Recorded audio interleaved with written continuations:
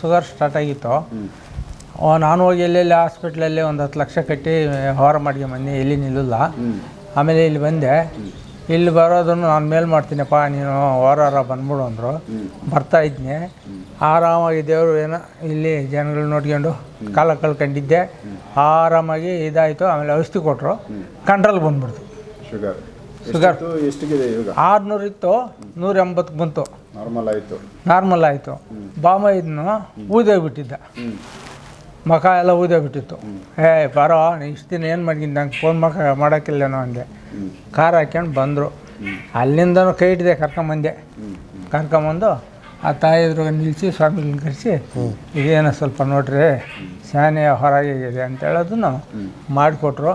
ಮೊನ್ನೆ 8ನೇ ಗಾಡಿ ಹಾಕ್ಕೊಂಬಂದು ತಿರ್ಗಾ ಇನ್ನೊಂದು ಟ್ರಿಪ್ ತಗೊಂಡು ಹೋದ. ಎಲ್ಲ ಭಗವಂತನ ಅನುಕೂಲವಾಗಿ ಮಡಿಯುವಂಥ ತಾಯಿ. ಯಾವ ಥರ ಮೆಡಿಸಿನ್ ಕೊಡ್ತೀರಾ ಇಲ್ಲಿ? ನಾನು ಮೇಯ್ನು ಶುಗರ್ಗೆ ಅದು ಮಾತ್ರೆ ಸ್ಟೇಜ್ ದಾಟೋಗಿ ಇನ್ಸುಲಿನ್ ಸ್ಟೇಜ್ಗೆ ಹೋಗಿರುತ್ತಣ್ಣ. 300 ಆಚೆ, 250 ಆಚೆ, 300 ಆಚೆ ಅದು ಮಿತಿ ಮೀರಿ ಹೋದಾಗ ಡಾಕ್ಟ್ರ್ ಏನು ಮಾಡ್ತಾರೆ, ಮಾತಿನಲ್ಲಿ ಕಂಟ್ರೋಲ್ ಆಗಲಿಲ್ಲ ಅಂದರೆ ಇನ್ಸುಲಿನ್ಗೆ ಹೋಗ್ತಾರೆ. ಇನ್ಸುಲಿನ್ ಬರೀತಾರೆ. ಇನ್ಸುಲಿನ್ನು ಅವ್ರ ಮನೆಯಲ್ಲೇ ತೊಡೆಗಳಿಗೆ ಚುಚ್ಕೊಳ್ಳೋದು, ಇನ್ಸುಲಿನಲ್ಲಿ ಮಾಡ್ಕೊಳ್ಳೋಂಥದ್ದು. ಈಗ ಆ ಥರ ಟ್ರೀಟ್ಮೆಂಟ್ ಮಾಡ್ಕೊಂಡ್ರೂ ಕಂಟ್ರೋಲಲ್ಲಿ ಇಲ್ಲದೆ ಇರ್ತಕ್ಕಂಥ ವಿಚಾರ ಇದೆ. ಸುಮಾರು ಜನ ಇದ್ದಾರೆ. ಇನ್ಸುಲಿನಲ್ಲಿನೂ ಕಂಟ್ರೋಲ್ಗೆ ಬರ್ತಾಯಿಲ್ಲ, ಶುಗರು 300 ಹೋಗ್ತಿದೆ. ಅವಾಗೇನಾಗುತ್ತೆ, ರಕ್ತ ಕಂಪ್ಲೀಟಾಗಿ ಕೆಡುತ್ತೆ. ಗ್ಲೂಕೋಸ್ ಅಂಶ ರಕ್ತದಲ್ಲಿ ಸೇರಿಕೊಂಡಾಗ ರಕ್ತ ಸಂಪೂರ್ಣ ಕಲುಷಿತವಾಗ್ತದೆ. ಅವಾಗೇನಾಗುತ್ತೆ, ಕಾಲುಗಳಲ್ಲಿ ಬೆರಳುಗಳು ಕೊಳೆಯೋದು, ಕಾಲು ಹೋಗೋಂಥದ್ದು, ಕಾಲು ತೆಗಿಯೋಂಥದ್ದು, ಇದು ತುಂಬಾ ಸಮಸ್ಯೆ. ಎಷ್ಟೋ ಜನಕ್ಕೆ ಕಾಲುಗಳು ತೆಗೆದಿದ್ದಾರೆ.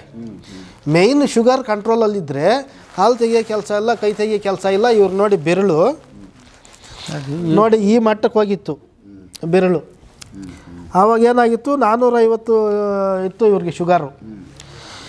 ಇದು ಪೂರ್ತಿ ಸಂಪೂರ್ಣ ತೆಗಿಬೇಕನ್ನಂಥ ಸಂದರ್ಭದಲ್ಲಿ ಈ ಸೈಜ್ ಇತ್ತು.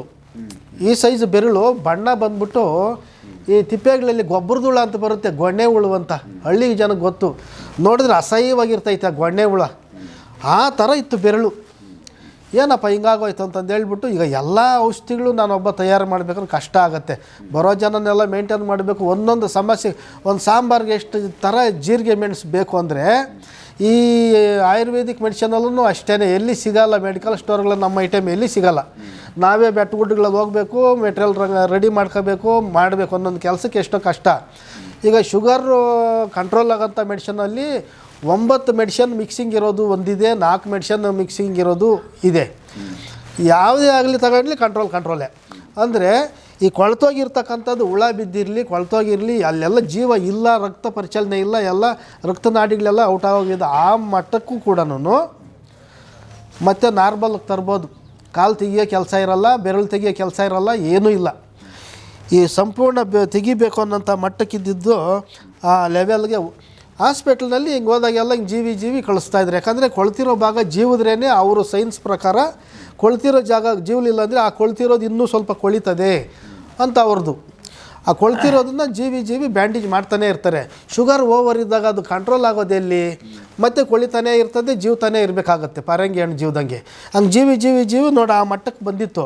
ಲಾಸ್ಟಿಗೆ ನೋಡಿದೆ, ಎಲ್ಲಣ್ಣ ಅದು ಮೇಲೆ ಹೋಗ್ಬಿಡಂಗೈತೆ, ನೀನು ಬೇಡ, ನಾನು ಔಷಧಿ ಹಾಕ್ತೀನಿ, ನನ್ನ ಔಷಧಿ ತಿನ್ನು, ನಿನ್ನ ಶುಗರ್ ಔಷಧಿ ನೀನು ನಿಲ್ಲಿಸು ಅಂತ ನಾನು ಹೇಳಲ್ಲ, ಯಾರಿಗೂ ಹೇಳಲ್ಲ. ನೀವು ಹಾಸ್ಪಿಟ್ಲ್ ಮಾತ್ರ ನೀನು ನಿಲ್ಲಿಸು ಅಂತ ನಾನು ಹೇಳಲ್ಲ.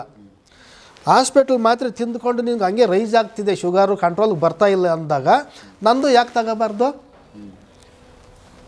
ತಗೋಬಾರ್ದು?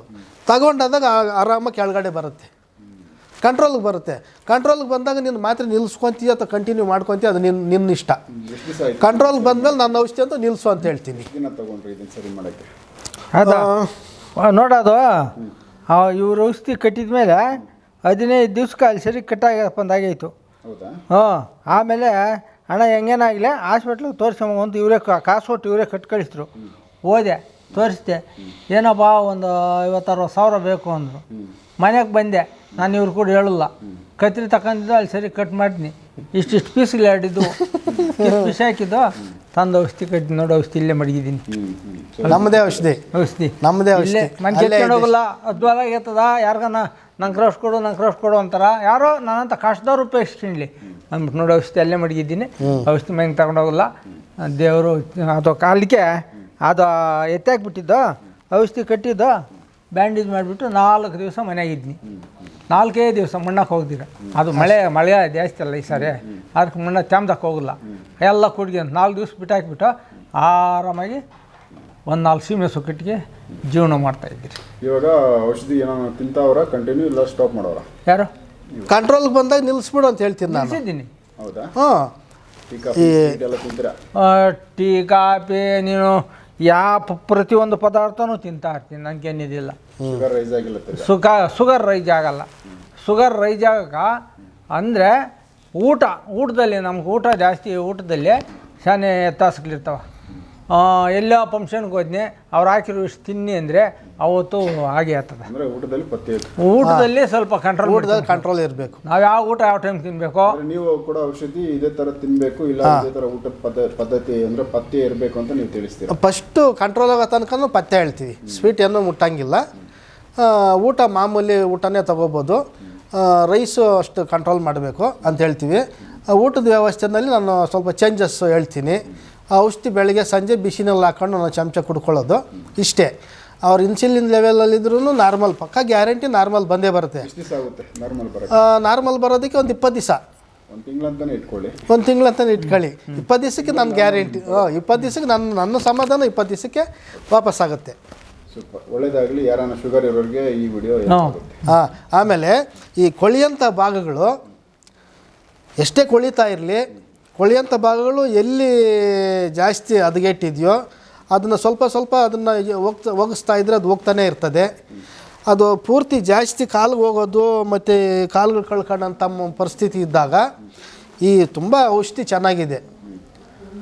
ಈ ಕೊಳೆಯೋ ಭಾಗ ಏನಿದೆಯೋ ಜೀವ ತುಂಬಿಕೊಳ್ತಾ ಇದೆ, ಕಾಲು ಉಳಿತೈತೆ. ಯಾಕಂದರೆ ಇನ್ನೊಬ್ರಿಗೆ ತೊಂದರೆ ಆಗೋದು ಬೇಡ. ಆ ಥರದ ಔಷಧಿ ನಿಮ್ಮ ಕೊಳೆಯಂಥ ಭಾಗ ಸರಿ ಬರ್ತದೆ ಅಂತದ್ದು ಪಕ್ಕ ಅದು ಕೆಲಸ ಮಾಡುತ್ತೆ ಔಷಧಿ. ಓಕೆ, ಯಾರಿಗಾನ ಹೆಲ್ಪ್ ಆಗುತ್ತೆ. ಹೆಲ್ಪ್ ಆಗಲಿ. ಒಳ್ಳೆಯದಾಗಲಿ. ನಮಸ್ಕಾರ.